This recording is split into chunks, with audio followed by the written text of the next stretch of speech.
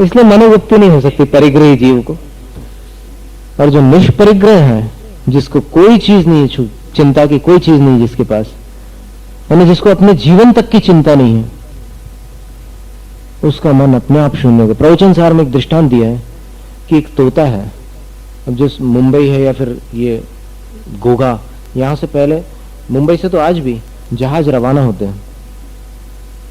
तो वो जहाज जब रवाना होते हैं तो उसपे कुछ कबूतर और दूसरे पक्षी आ करके बैठ जाते हैं, और फिर थोड़ी दूर जब जहाज निकल जाता है तो वो उड़ करके वापस पक्षी इधर आ जाते हैं, उसके साथ नहीं जाते। अब प्रवचन सार ग्रंथ में आचार्य अमृतचंद्र स्वामी ने एक दृष्टांत दिया है कि एक पोपट, एक तोता, वो जहाज के साथ चला गया कहीं से कहीं। अब उसके लौटने का कोई स्थान नहीं था, क्योंकि चारों तरफ पानी और आकाश ही आकाश रह गया। अब वो तोता उड़ान भरता है कि लौट कर कहीं चले जाऊं मैं वहां पर अपने साथियों के पास, लेकिन अब क्या करे, वो कहीं नहीं जा पाता। तो विवश होकर कहां आता है वो? पानी में तो नहीं जाएगा, वो पानी में जाएगा तो मरेगा। तो विवश होकर वो वापस जहाज पर आकर के बैठ जाता है।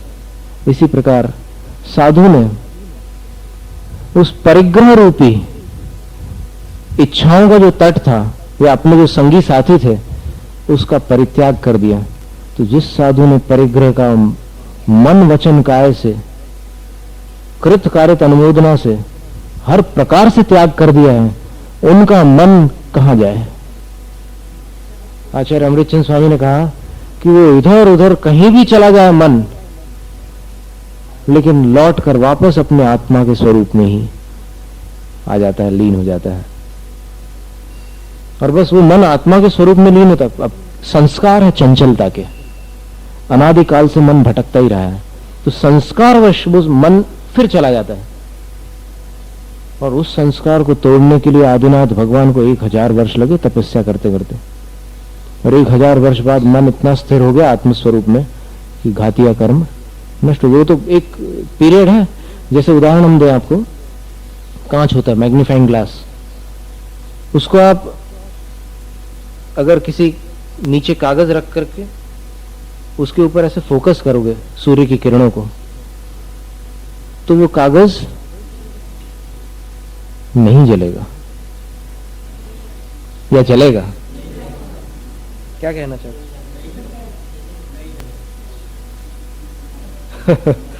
देखो, इसमें दो मत है। फोकस एकदम बिल्कुल फोकस किया हुआ है, परफेक्ट फोकस है,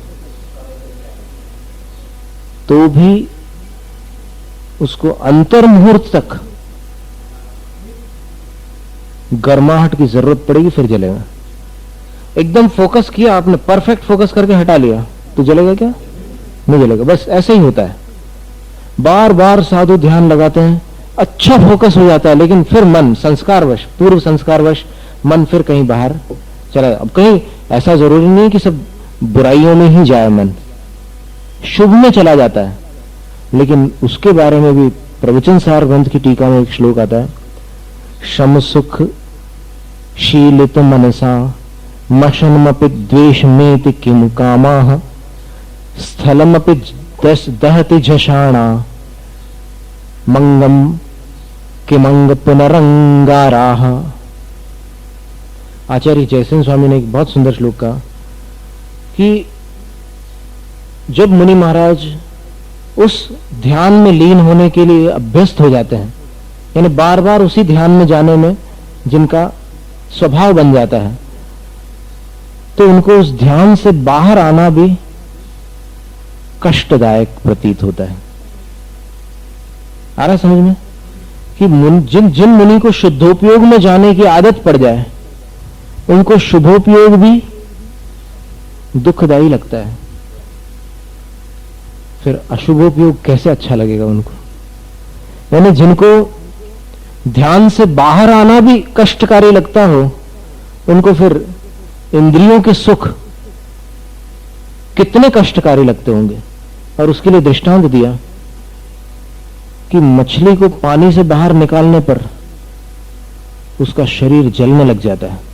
अपने को दिखता नहीं, उसमें लपटें नहीं दिखती, लेकिन उस मछली से पूछो कि कैसा लग रहा है, मछली जवाब देगी कि जल रहा है मेरा शरीर।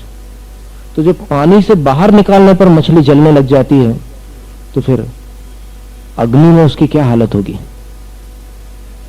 तो ध्यान करने वाले जो मुनि होते हैं उनकी रुचि उसमें इतनी होती है, उनको उसमें इतना आनंद आता है कि उनको फिर विषय कषाय तो बहुत दूर की बात है। तो मन जो उनका भटकता है संस्कारवश, वो किसी और आलंबन में चला जाता है। कभी किसी शास्त्र वचन में चला जाएगा उनका मन, या कभी किसी आयतन की तरफ चला जाएगा, या फिर कभी और किसी तत्व चिंतन में उनका मन चला जाएगा, लेकिन उनका मन विषय कषायों में नहीं जाएगा। तो जैसे वो तोता है, वो उड़ करके इधर उधर कहीं भी कहीं भटकता है, लेकिन वो जहाज के आसपास ही रहता है। इसी प्रकार मुनि का मन भी कहीं भी जाता है तो वो अपने आत्म स्वरूप से और आयतनों से दूर नहीं जाता, विषय कषायों में नहीं जाता, तो फिर वापस लौट करके अपने स्वरूप में आता है। तोते का दृष्टांत कितना सुंदर है। बस इसी प्रकार अपन जब भी ध्यान में बैठते हैं तो देखो कहां जाता है मन, तो अपने आप समझ में आ जाएगा कि परिग्रह ध्यान में कितना बाधक है। इसलिए ध्यान के लिए 5 बातें आवश्यक है। आपने कभी लिखी भी हो पहले। एक है वैराग्य, दूसरा तत्व ज्ञान, तीसरा परिग्रहों का त्याग,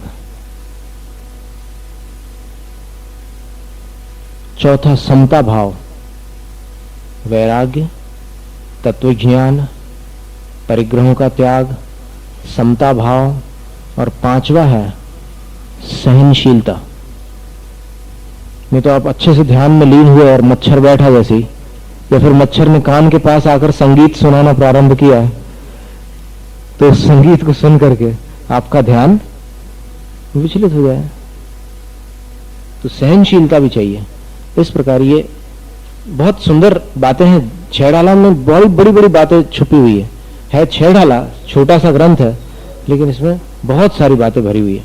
कुछ लोग तो कहते हैं कि कुछ भी नहीं आता तो छेड़ाला तो कम से कम सीख लो, तो वो कम से कम नहीं है, वो छेड़ाला बहुत भारी चीज है, उसमें सब कुछ भरा हुआ है। संक्षिप्त और फिर ये समझ लो आप कि एक संकेत ग्रंथ है। इसके संकेतों को आप पकड़ लो तो पूरे आगम का इसमें समावेश हो जाता है। अब अंबिका जी की जो कथा है वो आज सुनाते हैं, देखते हैं। तो है छोटी सी कथा है, बहुत बड़ी कथा नहीं है,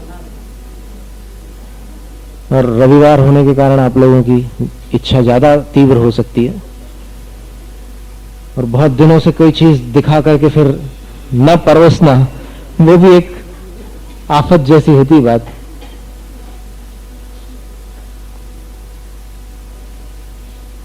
गिरनार पर्वत के पास उर्जयंत पर्वत जिसका नाम था, और पहले रैवतक भी नाम था, रैवतक, उर्जयंत, गिरनार, ये सब पर्यायवाची शब्द है।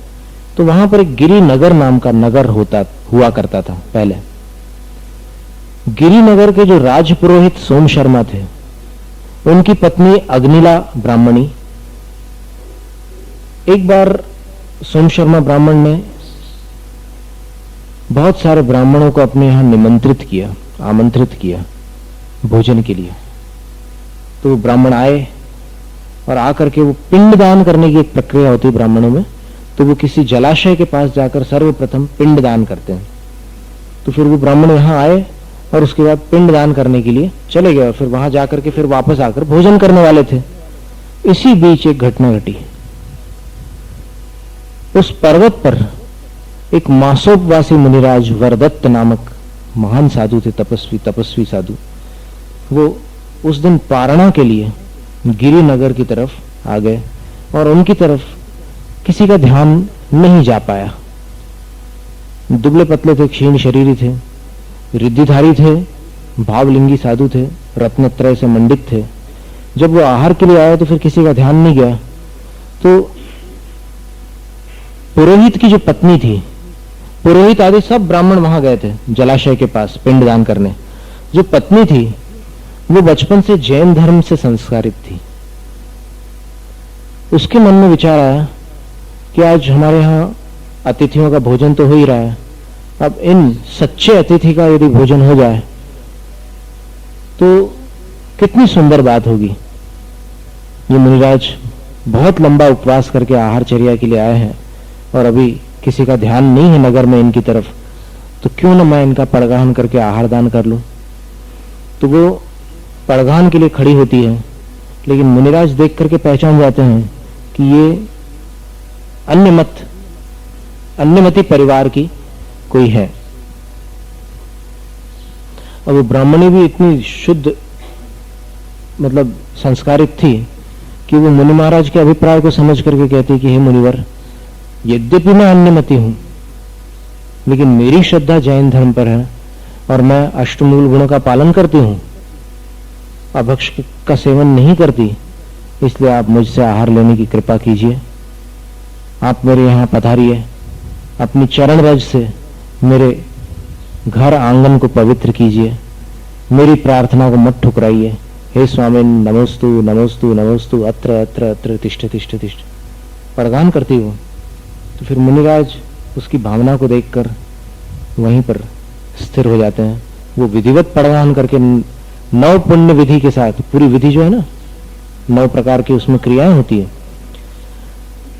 उन 9 क्रियाओं के साथ वो मुनिराज को आहार दान देती है।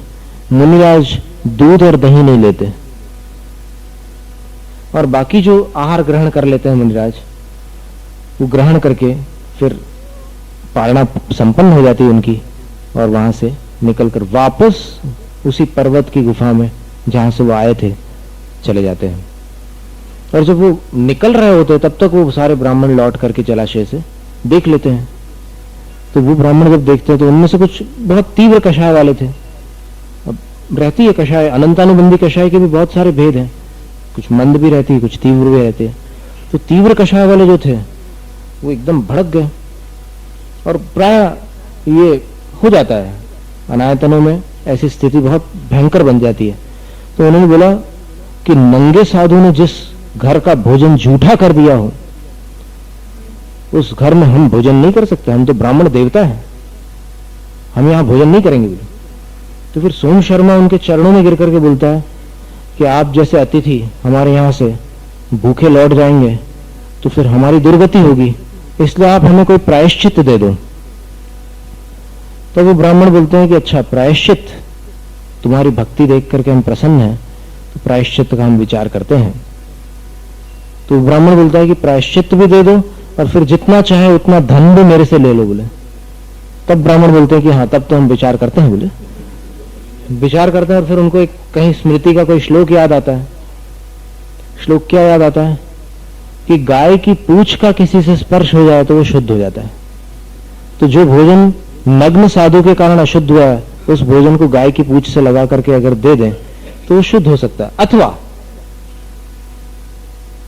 जो भेड़ होता है, ये जो बकरी होती है, बकरे के मुंह का स्पर्श करने पर भी कोई वस्तु शुद्ध हो जाती है, अथवा घोड़े के मुख के स्पर्श से भी कोई वस्तु शुद्ध हो जाती है।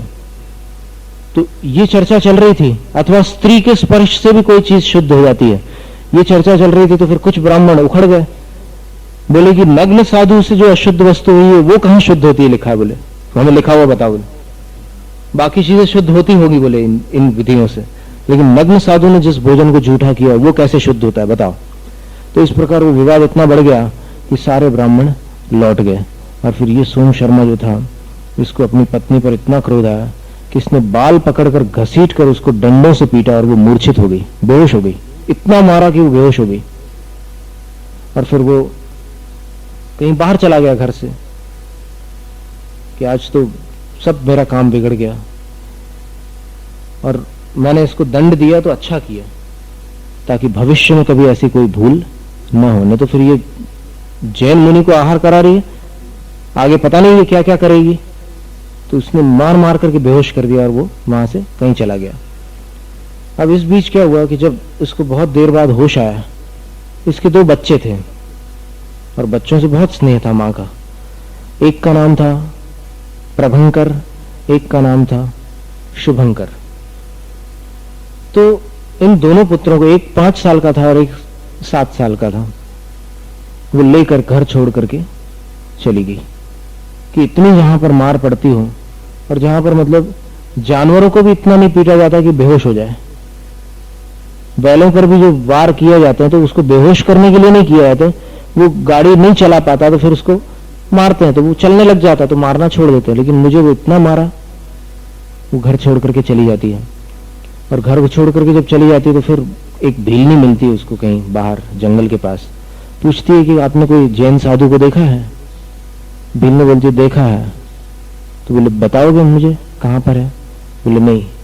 क्यों नहीं बताओगे? बोले कि वो बहुत ऐसे स्थान पर है कि जहां जाकर तुम मुसीबत में पड़ जाओगी, तुम्हें क्या करना है उनसे मिलकर? तो ब्राह्मण बोलते हैं कि मुझे जो भी करना है उसकी तुम क्यों चिंता करती हो? बोले तुम तो मुझे बता दो कि कहाँ है।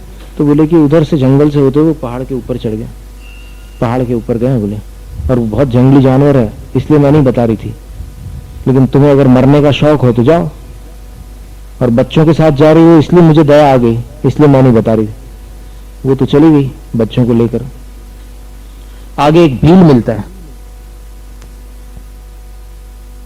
उसको भी दया आ जाती है कि ये कोई नगर की स्त्री है और कोई सभ्य परिवार से दिखाई देती है, लेकिन बड़ी दुखी है, बच्चों को लेकर पता नहीं कहाँ जा रही है। तो फिर उस भील से भी पूछती है कि यहाँ पर कोई जैन गुरु महाराज हैं ऊपर पहाड़ पे? तो फिर उसको इतनी दया आती है कि बोलते हैं कि है तो सही, लेकिन रास्ता बहुत खराब है, तुम कैसे जाओगी वहां पर? चलो मैं छोड़ देता हूं। तो फिर वो बोलती है कि अच्छा भैया तुम छोड़ दो मुझे। तो वो भील उसको रास्ते से ले जाता है और जंगली जानवर वगैरह से रक्षा करते हुए महाराज मुनिराज तक पहुंचा देता है, और फिर वहां से स्वयं चला जाता है। अब वो उन मुनिराज के पास जाकर के नमस्कार करती है और प्रार्थना करती है कि हे मुनिवर, मैंने संसार की असारता को देख लिया और स्त्री पर्याय के घोर कष्टों को भी मैंने भोग लिया, अब मुझे आप दीक्षा दीजिए। मुनिराज कहते हैं कि मैं दीक्षा नहीं दूंगा। तब वो कहती है कि क्यों नहीं देंगे? तो बोले एक तो तुम जिस परिस्थिति में घर छोड़ करके आई हो वो दीक्षा के लिए लोक विरुद्ध परिस्थिति है, इसलिए मिथ्या दृष्टि जीवों के द्वारा उपसर्ग की संभावना होगी अगर मैं दीक्षा देता हूं तो। और दूसरा कारण यह है कि तुम अभी एक मां हो और तुम्हारे ऊपर बहुत बड़ी जिम्मेदारी है। इस जिम्मेदारी से भागकर दीक्षा का मार्ग अंगीकार करना जैन शासन में वर्जित है। तो इसलिए तुम यहां भी मत ठहरो मेरे पास, क्योंकि यहां ठहरना भी अनुचित है। तुम यहां से चली जाओ और किसी वृक्ष के नीचे जाओ, चली जाओ। वो मुनिराज की स्पष्टवादिता से और मुनिराज की सद्भावना से हर्षित होती हुई मुनिराज को नमस्कार करती है कि ठीक है, मुझे दीक्षा नहीं दी तो क्या हुआ है, मेरे ही गुरु हैं ये। गुरु अपने मन की बात करें ये गुरु का लक्षण नहीं है। गुरु हित की बात कहते हैं। कभी कभी वो बात अपने मन की नहीं होती, लेकिन जो गुरु बात कहते हैं वो अपने हित की बात करते हैं, इसलिए उनकी बात शिरोधार्य है। ऐसी श्रद्धा करके वो वहां से चली गई और फिर थोड़ा ऊपर और चढ़ करके पहाड़ में उसको एक अच्छा पेड़ मिल गया, उसके नीचे बच्चों को लेकर के बैठी थी। तो फिर पहाड़ों में कई जगह ऐसे गड्ढे जैसे रहते हैं, कहीं बड़ी बड़ी चट्टानें रहती है, कहीं पर गुफाएं रहती हैं। तो एक गड्ढा था जो पहले सूखा हुआ, कोई पहले जलाशय रहा होगा, अब सूखा हुआ एक गड्ढा था, पानी उसमें नहीं था। बच्चे बोलते हैं कि माँ प्यास लग रही है। माँ बोलती है कि इस पहाड़ में मैं कहां से पानी ला करके दूं? तो वो छोटा वाला बोलता है कि माँ बहुत प्यास लग रही है। तो फिर माँ बोलती है कि ठीक है तुम बैठो, मैं ढूंढ कर लाती हूँ पानी। वो पानी ढूंढने जाती है। अब जैन धर्म के प्रभाव से वो जो सूखा हुआ जलाशय था उसमें स्वच्छ पानी भर जाता है, तो उन बच्चों को पानी पिला देती है। इसके बाद काफी देर तक वो पेड़ के नीचे बैठे रहते हैं। तो फिर बालक बोलता है कि माँ भूख लग रही है। तो माँ बोलती है कि यहाँ कहाँ भोजन है? बोले कि नहीं माँ मुझे भूख लग रही है। फिर दूसरा भी बोलता है कि माँ मुझे कुछ खिलाओ। तो फिर वो ऐसे नमोकार मंत्र पढ़ के हाथ जोड़ती है, गुरु महाराज को प्रणाम करती है। तो उसी समय जैन धर्म के प्रभाव से जिस वृक्ष के नीचे बैठे थे वो वृक्ष कल्प वृक्ष बन जाता है और सब प्रकार के श्रेष्ठ आहार वहां से इनको प्राप्त हो जाते हैं। तो तीनों भोजन पानी से निवृत्त हो जाते हैं, अच्छे से भोजन हो जाता है इनका। इसके बाद वहां नीचे क्या होता है गिरिनगर में, वो भी एक अच्छी घटना है। तो उसको हम आज बताएं या कल?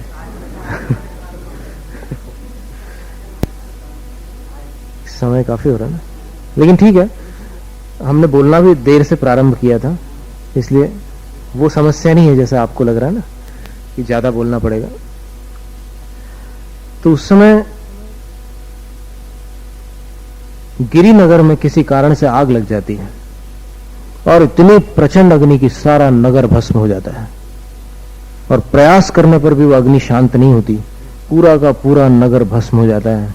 सिर्फ 3 भवन सुरक्षित रहते हैं, एक राजा का महल, दूसरा रानी का महल और तीसरा जहां मुनिराज आहार करके गए थे वो वाला घर, ब्राह्मण सोम शर्मा का घर। अब इस अग्निकांड में वो जितने लोग बच गए थे, घर तो सब जल गए थे, नगर पूरा जल गया था, लेकिन लोग बच गए थे। तो उन लोगों में जो ब्राह्मण लोग थे उन्होंने सोचा कि वो नग्न साधु नहीं होंगे, वो कोई देवता होंगे जिन्होंने नग्न साधु का रूप बना करके इसके घर भोजन किया और इसके घर उनके भोजन से आग नहीं लगी, इसलिए इसके यहां का भोजन शुद्ध है। अपन तो अशुद्ध समझ करके नहीं कर रहे थे, चलो अपन सोम शर्मा के यहाँ भोजन करने चलते हैं। वो जाते हैं सोम शर्मा के यहाँ। तब तक सोम शर्मा भी घर लौट आया था। अब वो देख रहा था कि आजू बाजू सब जगह आग लगी हुई है और फिर सामने से ब्राह्मणों की भीड़ आते हुए देखता है। फिर वो एकदम शर्मिंदा था कि मेरे यहाँ भोजन नहीं कर रहे थे ये लोग, अभी फिर से आए हैं, पता नहीं क्या दंड देना चाहते हैं मुझे। तो एकदम घबराया हुआ हाथ जोड़ता है और उनकी तरफ देखता है दीन मुद्रा में। तो फिर वो लोग बोलते हैं कि धन्य हो ब्राह्मण, धन्य हो सोम शर्मा, धन्य हो पुरोहित। बोले तुम्हारे यहां वो नंगा साधु नहीं था, वो कोई देवता था, वो उस रूप में आकर के भोजन कर गया, इसलिए तुम्हारा भोजन अशुद्ध नहीं है, हम तुम्हारे यहाँ के भोजन को स्वीकार करते हैं। और फिर और ब्राह्मणों को मालूम पड़ा जिनको निमंत्रण नहीं दिया था, तो उनको भी लगा कि भाई इनके यहाँ कोई शुद्ध भोजन और देवता पधारे, वो भी आ गए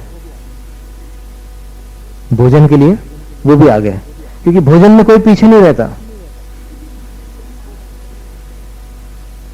वहां सबका धर्म एक हो जाता है, सब आगे भोजन करने। ब्राह्मण ने सोचा कि इतना भोजन मैं कैसे कराऊंगा, और अभी बनाने वाली भी नहीं है कि और बनवाऊंगा, वो भी मेरी मार खा करके घर छोड़कर चली गई है, अब मैं क्या करूं। अंदर अंदर पश्चाताप भी हो रहा था कि मैंने क्यों मारा उसको इतना।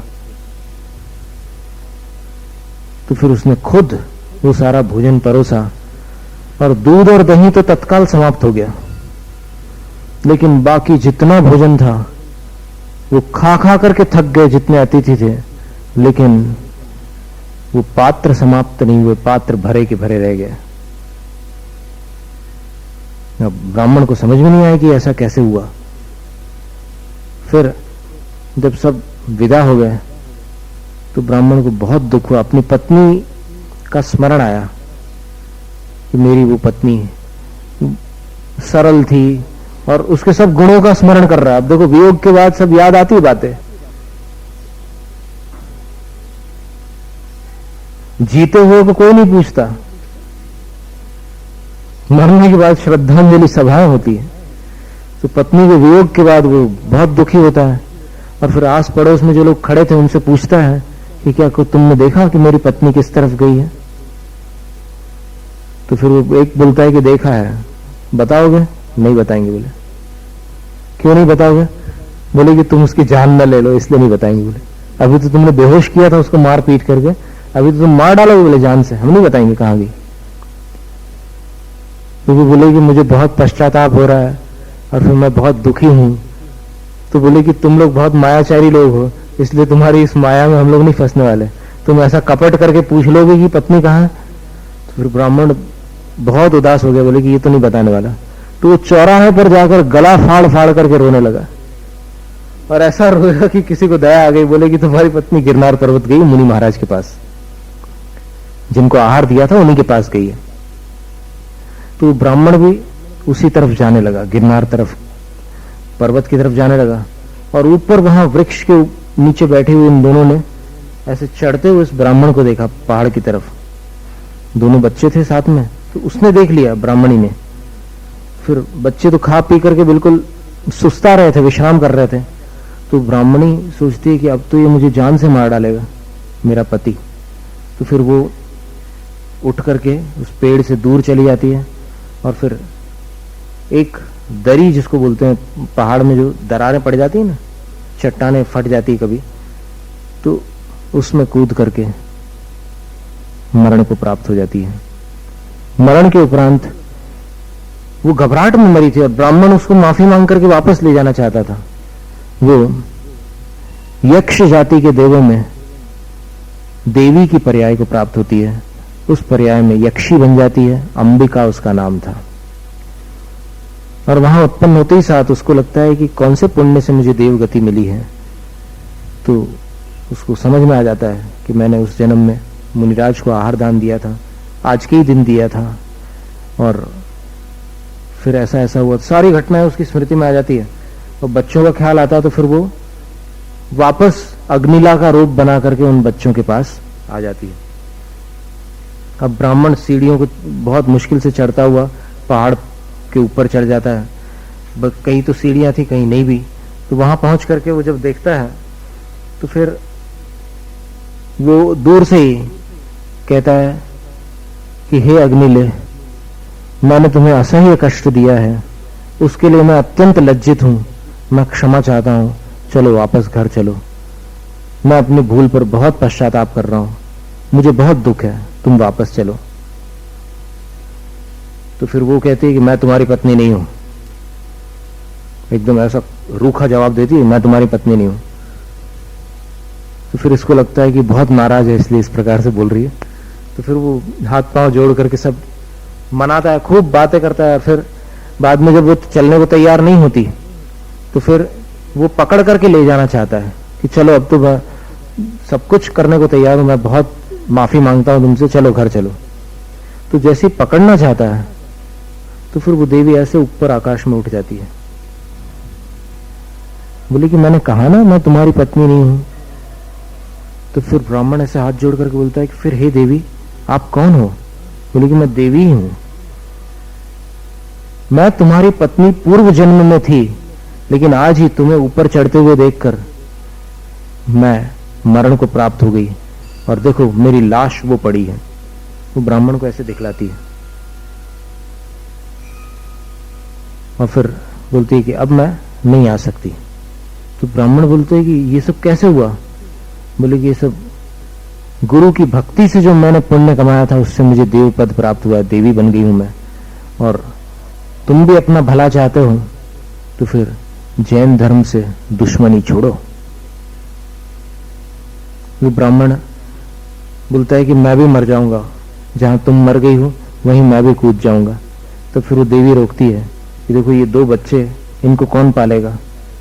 तो ब्राह्मण उन दोनों बच्चों को देखता है, बोले कि ये तो मैं भी जानता हूं कि इनको कौन पालेगा, लेकिन क्या करूं, मैं भावावेश में हूं, मुझे समझ में नहीं आ रहा क्या करूं, मैं मर जाऊं ऐसा लगता है। फिर वो दोनों बच्चों को लेकर नीचे आता है। नीचे आकर के रिश्तेदार जो थे उसके अच्छे परिचित थे, उनको सौंप देता है कि तुम लोग इन बच्चों का ध्यान रखना। और फिर मेरा तो कोई ठिकाना नहीं, अब तो मेरा मन बिल्कुल उचट गया है। और फिर सबको आकर के बोलता है कि देखो जैन धर्म की बड़ी महिमा है, मेरी पत्नी मर करके अंबिका देवी बनी है, और फिर तुम लोग भी अणुव्रत या महाव्रत अंगीकार करो, इसी में कल्याण है। तो बहुत सारे लोगों ने उसकी बात सच मान करके स्वीकार कर ली, लेकिन वो स्वयं अपनी उस भावना के आवेश में वापस गिरनार पर्वत पर चढ़ करके उसी गड्ढे में जाकर उसी जगह कूद करके मर जाता है। तो जैन धर्म का बहुमान करने के कारण जो पुण्य उसके पास इकट्ठा हुआ था उतने क्षणों में, उस पुण्य से वो अभियोग्य जाति का देव बन जाता है। यक्ष देवों में उसी का जो अंबिका थी उसी का वाहन शेर बन जाता है। अभियोगी जाति के जो देव होते हैं ना, वाहन जाति के, जैसे इंद्र का वाहन ऐरावत है, उसी प्रकार अंबिका का वाहन वो शेर बन जाता है। तो इस प्रकार ये अंबिका देवी की कथा आती है, और यही अंबिका देवी नेमिनाथ भगवान की शासन यक्षी है, ऐसा उल्लेख पुण्याश्रव कथा कोश में उपलब्ध होता है। तो इस तरह ये कथा